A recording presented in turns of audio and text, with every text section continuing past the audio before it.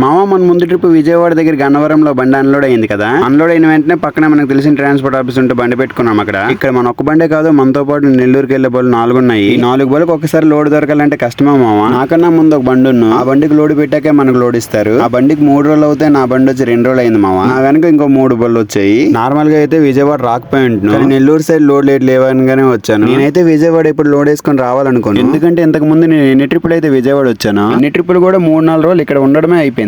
ఒకవేళ నాకు శాలరీ అనుకో పర్లేదు, 3 రోజులు కాకపోయినా 10 రోజులైనా ఉంటాను. కానీ నాకు పర్సెంటేజ్ అందు గురించి ఒక 2-3 రోజులు బండి ఆగినా కూడా భయం వేసేస్తుంది. నెక్స్ట్ వచ్చి ఈఎంఐ ఎలా కట్టాలి దేవుడా అనిపిస్తుంటది. విజయవాడలో 2 రోజులు ఉన్నానంటే పొద్దున్న లేచి ప్రస్తుతం ఆఫీస్ లో కూకోవడమే, ఇంకేం పని లేదు మనకి. ఆకలేసినప్పుడల్లా అందరు డ్రైవర్లను కలిసి దగ్గరలో ఉన్న హైవే పక్కన టిఫిన్ షాప్ లో టిఫిన్ చేసి మళ్ళీ వచ్చి ఆఫీస్ లో కూర్చోడమని. ఇక్కడ మనం ఒక్కలమే వెయిట్ చేయట్లేదు, మనతో పాటు 5 డ్రైవర్లు వెయిట్ చేస్తున్నారు. అందరూ మన నెల్లూరు బోలు డ్రైవర్ లేని. లోడ్ లేపినప్పుడు ఎలా ఉంటది మా పరిస్థితి, మళ్ళీ లోడ్ వచ్చేటప్పుడు మాట్లాడుకుంటాం. ఉంటాను బాయ్, జై భవాని.